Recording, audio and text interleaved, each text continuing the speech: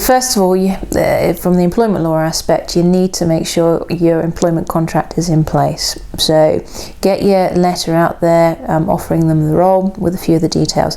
Make sure that within a month of you sending that letter, at least that you get them a contract of employment. And think about, depending on how senior or how key they are to your business, the content of that contract. Do you need, for example, what we call restraint of trade? So you can't, if they leave, they can't touch your client base for 6 months.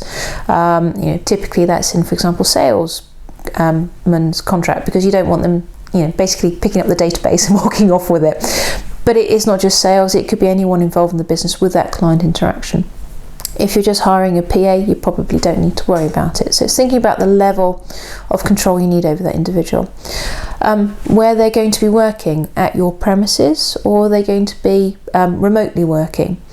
Remote workers bring a whole new of issues in as well. So, you've obviously got to set up a new employee with all their equipment. So you've got to think about that, computers, printers, paper, all stationery, all that sort of stuff, mobile phone if they need it. But is their office space correct? Is it safe? Is it appropriate? Are there going to be issues moving forward?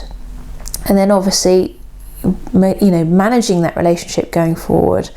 Sort of how do you connect with them? How are you going to sort of oversee their role?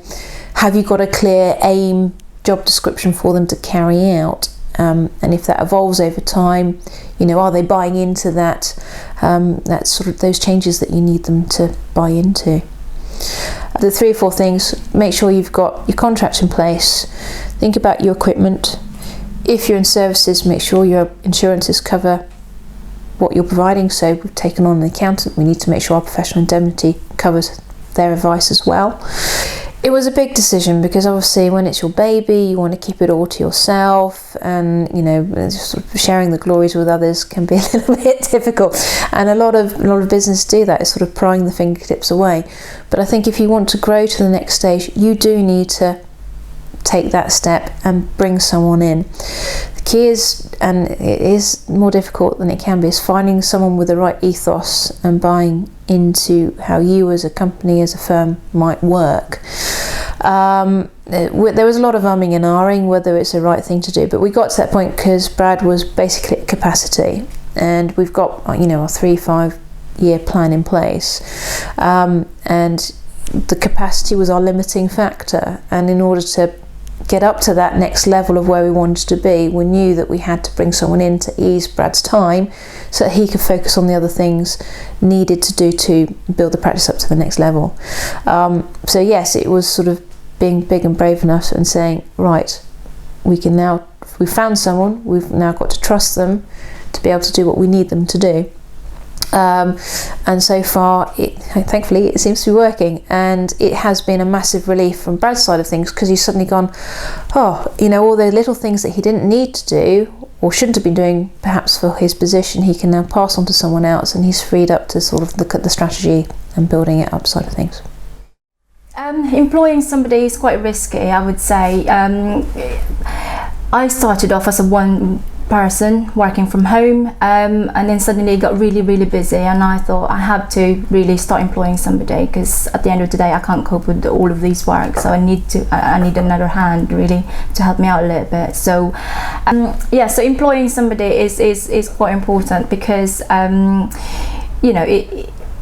if at the end of the day, if you can't cope with it, you'll have to find somebody else to help you with your work. Again, you can, when you're trying to look for somebody, make sure that you do ask the right questions. Make sure they have got the right training, they have got the right skills to do the job, because otherwise you may not have enough time. I mean, the reason for you to employ somebody is to help you out. If you employ somebody that doesn't have enough training, doesn't have the right background, then it's probably going to take more of your time, and it's your time is precious, and you may not have enough time to train them, and at the end of the day, employ the right people. So get the right CVs. Don't just go for the first one that you've interviewed. Interview a lot of people, and ask for reference as well, and that's quite important as well.